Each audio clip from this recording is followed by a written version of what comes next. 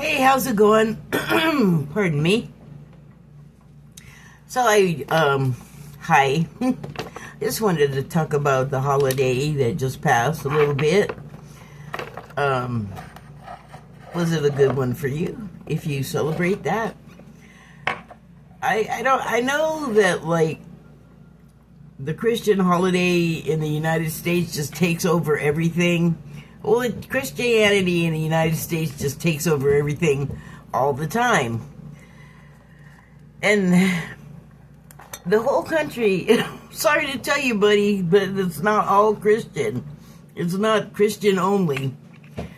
And so, because I realize that, I really want to, like, include everybody else and not exclude them because they're not a Christian.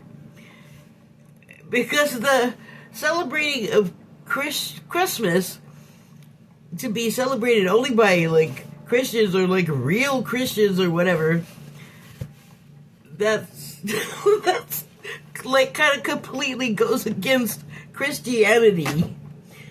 Or not Christianity, but, like, Jesus, what the Christ guy was talking about, which was not exclusion and separation at all. But that's what the right wing of this country does. They like to flip the script, and it's like the upside down in Stranger Things. It's the same place, but it's like the bad version, the terrible version.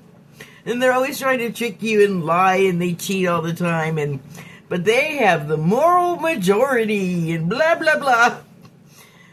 That's not really turning out to be the case. Seems like a lot of them are like child molesters or child porn enjoyers or whatever. Or domestic violencers. There seems to be a pretty strong contingent of those. Not here to spend the whole time casting aspersions, so let me stop.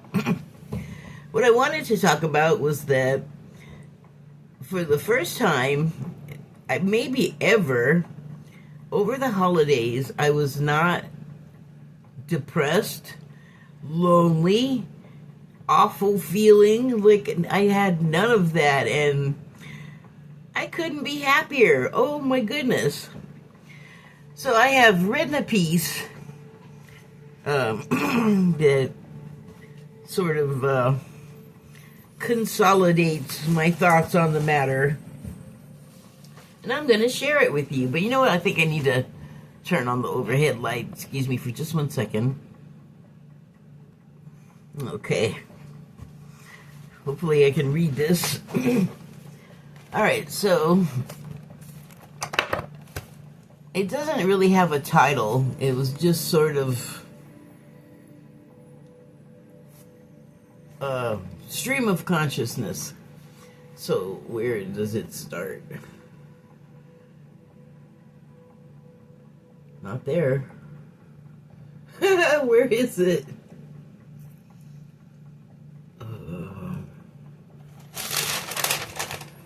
You hear that?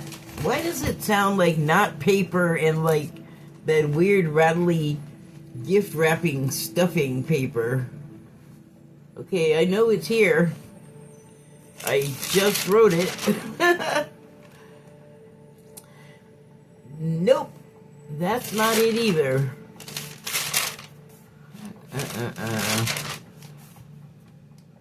God, that is rattly and weird. It feels strange, too. You know how we have shrinkflation? And, like, all the packaging is got, like, a smaller amount of the stuff, but it's the same big old package, and the price went up? I feel like that's what happened to this paper, because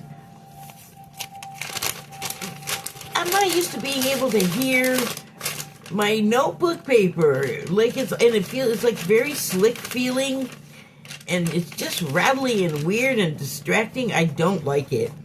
Now you know. Okay, where? Oh, okay. So it starts on here somewhere. Oh, there it is. Okay. This year was maybe the first year ever that as an adult I didn't spend the holiday season saddened to be on my own. The first year ever that as an adult I didn't spend the holiday I already read that. Oh, okay, I'll just read it again. That I didn't spend the holiday season saddened to be on my own. me and the kitty. There have always been kitties. I don't know if people know this, but they don't help much with cooking prep work or like putting up the decorations. Not that I have done a whole bunch of that. Like some lights went up. That's it. That's the whole of the decorating. But he didn't help. I didn't either. Somebody else did it. But that's my point. The cat didn't help. And let's see, what else does he not help with? Putting up the deco, housekeeping, or small talk. Some cats are very vocal, very talkative. Mine, not so much. In fact, when he meows, it's like his voice is very rusty and like... It's funny. Anyway, so yeah, cats. Love to have them around. Great company, but that's about it. Yeah, I really need him to earn his keep. Get to work.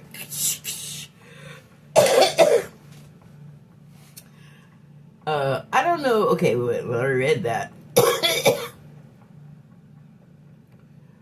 Growing up, I spent the holidays at the homes of relatives. Later, as I became independent, it became more about socializing with friends. I never had gatherings at my place. I never really have guests, holidays or otherwise. For whatever reason, my home has never been the gathering place of others. I'm not sure if I even want that kind of popularity. I don't know if I want to be that kind of popular. I'm not opposed to guesting people, but you can give people your address, but you can't make them come to visit. So anyway, for years on the dates when I either didn't accept or didn't receive any invitations, I would be feeling bad. Lonely to have companionship on those days. At the homes of others, I'd contribute to the host's effort, however possible, throughout, before, during, and after. I enjoy it. The prep work on the home and the meal, the sound of the man with the football and the beer and the video games in the background. More about the gathering together than the food or the gifts as adults. Like, as adults, most of the adults I know are like, they don't come out and say this, but I feel like the feeling has become, I've gotten you enough gifts, or you're an adult, you can buy your own stuff. So, like, the gift thing is not really a deal with my adult friends, which, they're not even expecting anything from me anyway, which is good, because I never have money to be buying gifts for a bunch of people.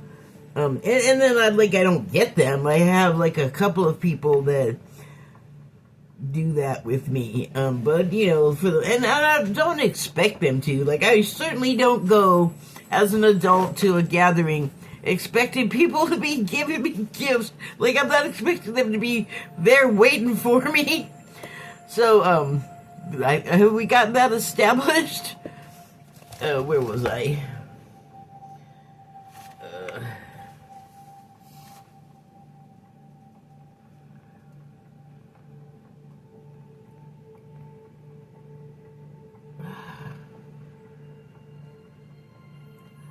Some years have been lonely and hard, and I dreaded the season if it looked like I'd be home alone.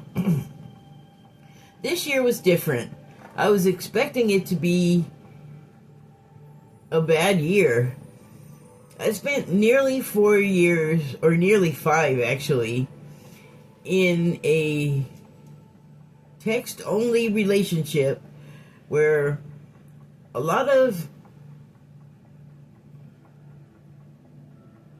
conversation was had. In retro, I gave more than the other person as far as the getting to know part. Like, they just were always pretty reserved. The other person was pretty stingy, and I was having an experience. I learned they didn't share it. They were content to make a million promises that were never fulfilled. I kept waiting for them to come through one time, just once, to make me feel like I wasn't a sucker yet again. But I was. I'm just like, I just can't pick right. But it never happened, and I'm a fool. Again, yay. I remain a fool. That's what it says. And a fool I remain is what it actually says. It never happened, and in all that time, each cuffing season passed.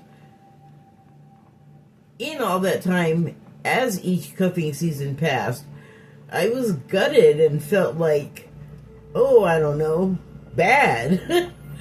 Every year, vague promises were made to get together and spend the holidays with each other, and not one was kept. Okay, why did I subject myself to it? You might be asking. This isn't some faceless foreign scammer. This lying piece of shit is a pretty well-known TV personality, and they are as low as a desperate crim. He isn't that. He's not poor and doing dirt to survive. Nope. This is a millionaire and living proof that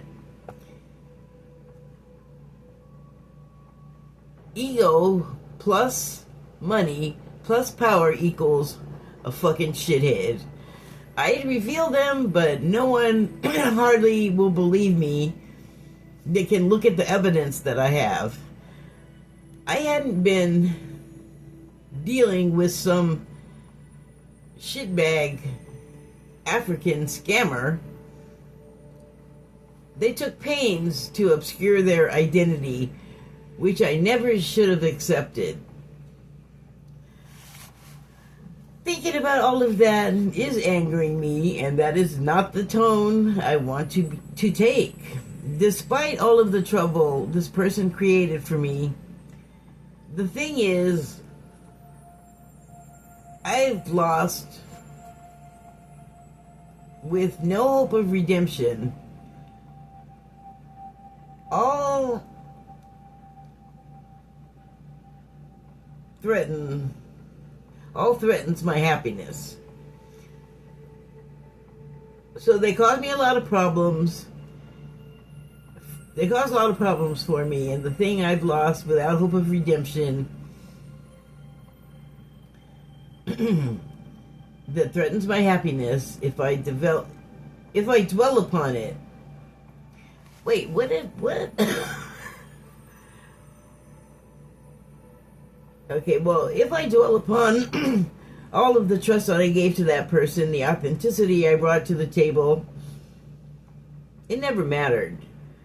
I was fooled by my own yearning to, for once, have a relationship not play out where I'm having a relationship with a fiction. I've done my best to accept it all and move on, to forgive him for serving me a constant stream of pretty bullshit. which I clocked and called him on, and it was like spitting in the wind. He just kept mechanically doing the same thing. Whatever he could manipulate to his advantage. So, a radically different ship to the one I thought I was having or dreamed up.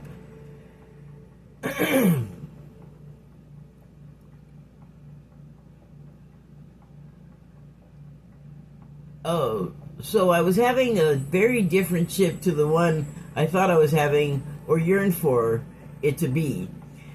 It's been 8 months since I finally broke it off. It was self-harm. Yet I feared this year I'd have another year of emotional slog for the holidays. Again. I was so very pleasantly surprised to be wrong. Oh my God, I was so happy. Thank goodness, because I don't think I would have done well if I had spent another year pining for what was made painfully clear was not going to be. Changes I've been watching lots of content about without feeling them have finally come to be. Like, I have seen so much content about like what the collective is doing consciousness wise, and you know, there's all this forecasting of you're going to feel this and this is going to be this way and that way, and this has been something that I've been ingesting for a while, and there was definitely a period when I first started hearing it where I was like, that's not happening to me, that's not happening to me. But it's been like even more of the year, like since I broke off with this other person, like I've been like watching these things and getting the teachings from the channeled messages. And so at first they would say, well, this is going to happen after this, you know, astronomical event or whatever, or sun storm. And then I would be like, I don't feel that. But then after a little while, I started to feel some of the stuff they were saying. And it's like anything else that I kind of talk about here, like the psychic stuff. Like, nobody gets it exactly the same way. Like I was saying in the Dead Zone show that I'm still watching, from the book and movie from Stephen King. That guy has a psychic thing, but it's not like he can just look at you and know like everything about you. And that's what, like, every person on that show with something to hide, the first thing they think he sees is whatever they did wrong, and that's usually not what he is seeing. At least not the thing that they're afraid of. And I don't know why they tell. It's good screenplay work, I think, because it's such a human thing to be like, I have this terrible secret, and no one should know, but I'm going to tell somebody. Or, here, this tastes terrible. I want you to have a bite, you know, or this smells awful. Here. I feel like it's like that. And now I forgot what I was saying. Oh yes, the feeling the thing. So now, like, I feel it more and more often, because part of what the teaching is talking about is why you're feeling the feelings. And there are, like, the stuff that I mentioned, like the sun stuff and the astronomical other stuff that is happening, are making changes to our bodies that are on a spectrum, you know. Oh, but so what I started to say about the Dead Zone guy was his thing is a particular type of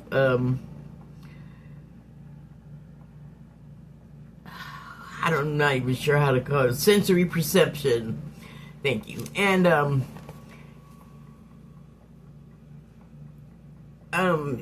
it expands the more he uses it, because I think like any muscle you work, you get stronger in ways you don't expect, let's say.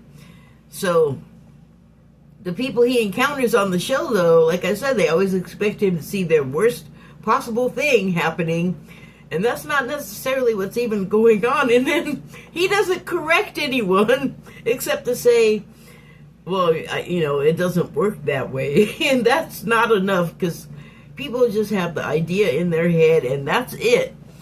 And I have had this thought come to my mind like a while ago about like exactly what level, like to what degree do I possess any extrasensory perception or psychic abilities. And I think that, like all of us, we just kind of discount a lot of it because everyone does it. Everyone can do it. It's not a big deal. No one makes a big discussion about it. And silly little things like that. I always talk about it like thinking of someone and then they call, or you call them and they tell you you were thinking of them. That's like sort of the baseline level of psychic ability that we all pretty much have, but we don't think of it as that. And that's the thing. It's like, if you have those abilities and they're above and beyond, not above as in better, but just like more than what the average person is accessing and using, then it seems like they're radically different, and you really can't understand it. And you can't understand it any more than you can tell your white friend, if you're me, what it's like to be this color a person. Like, you can talk about it all you want, but unless they can jump into your skin with you, they're really not going to know what you're talking about. Like, they're just going to have to accept your description or dream up whatever, which is what the people on that show do. But what I learned is, and this is mostly from observation, but it's not like I had needed a degree. Like, it's pretty easy to see that people are psychic in different ways. Like, sometimes I get the phone call thing. I can't remember. It's tele something, I think, or psychometric. It might be psychometry, which is when you can touch something and get impressions from it, or like full-on visions, which is what happens with the guy in the Dead Zone show. His thing is he has to touch it to feel it. And then you see as the show goes on, it develops into more. That's working that muscle. That's practice. And so I noticed that,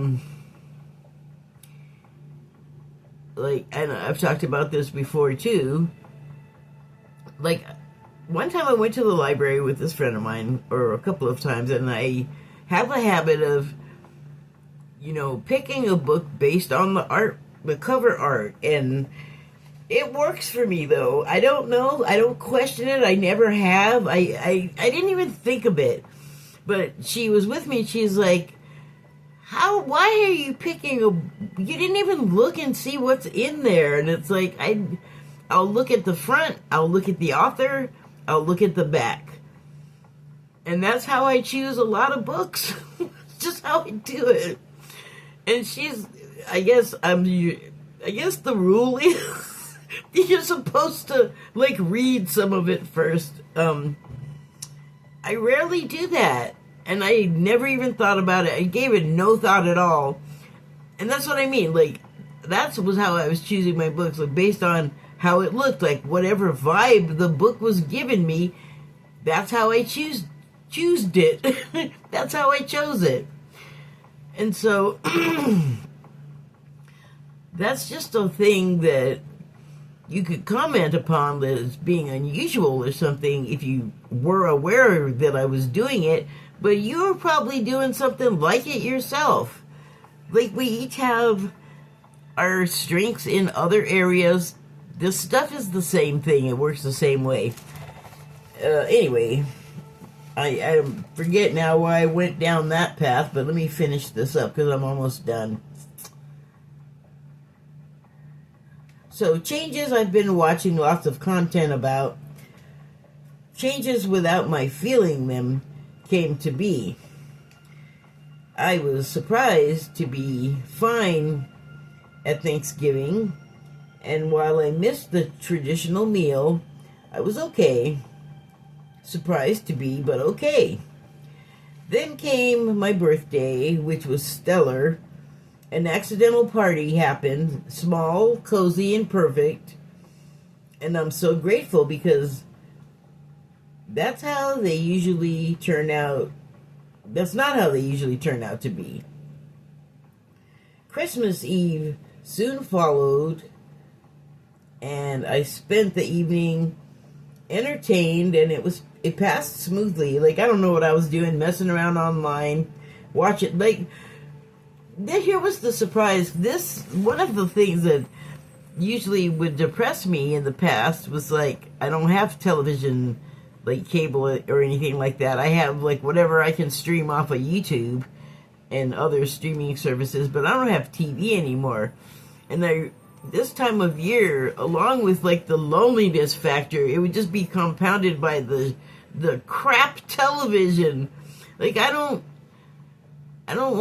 need to see any childhood holiday specials, cartoons, or movies like ever again. I am full. I'm all full up on that stuff. Go ahead, knock yourself out, have a good old time, but I'm not going to join. I'm just going to do what I'm doing normally.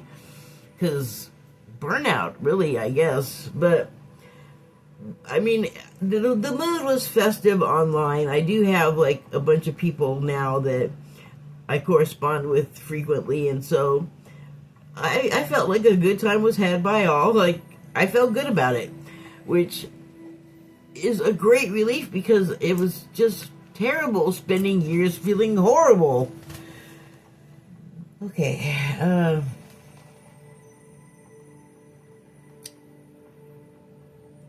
Hold on. I almost got it. Okay, so on Christmas, I was fine. I had just served my birds and squirrel treats and was happily sat watching them out the window when my caregiver showed up unexpectedly because it was Christmas Day. I was like, take the H. Like, I didn't want company, and I was not expecting her. But it was only for 2 hours. And, she's really been shorted on hours at the job. It's like, right now, I'm her only client, and I'm only 4 hours a week. So that's not enough, and I would not. This was the same thing with my previous caregiver. They were not able to immediately give her the hours that you need as an adult person with expenses to live. So I'm not sure how long I'll have this one. Anyway, she's really been shorted on hours, so I didn't send her away. And she, like, finally left. I made my meal for dinner, and then later a knock at the door awoke me from a nap, and it was my neighbor who brought me a holiday meal and drink. I guess, as my caregiver said, I must be loved. Well, maybe I am. It's good. Later, and throughout the day, I had great meditations in 2 different spots. Like, I meditated in 2 different spots. And I smelled roses while I was doing that at both places, which, that's a Mary thing. Mother Mary and Mary Magdalene are represented by roses. And so that's what immediately came to me. But also, I mean, mother of peace, too, both of them. So, well, I guess Mary Magdalene, in the narratives that we all know about, there's no children.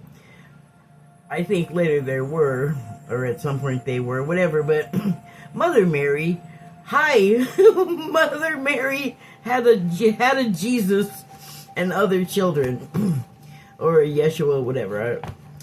So anyway,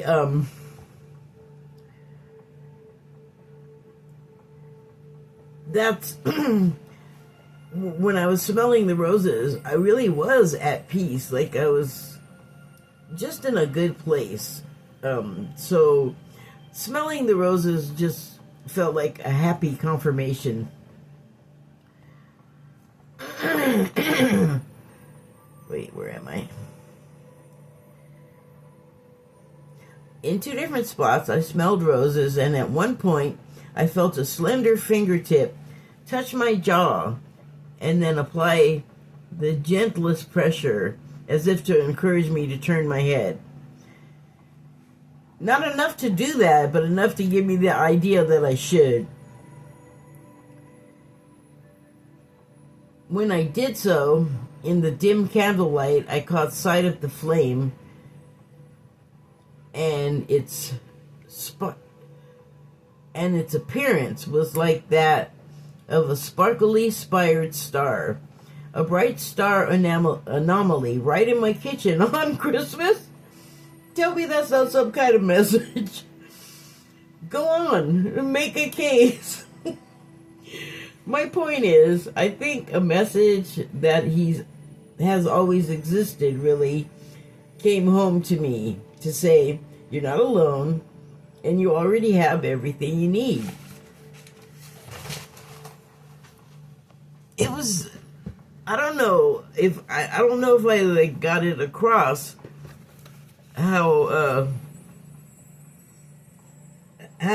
bleak it was when it was the Home Alone times, cat or not, because I'm sorry, I love my pets to pieces, but you can't like commune with them the same way you can with a people. It's just not the same. There. So, I have some cards, but I think I'll do another video for those because I'm already at a half an hour and I don't want to be on here too long talking my stuff. So, another one will come. Thank you and good night.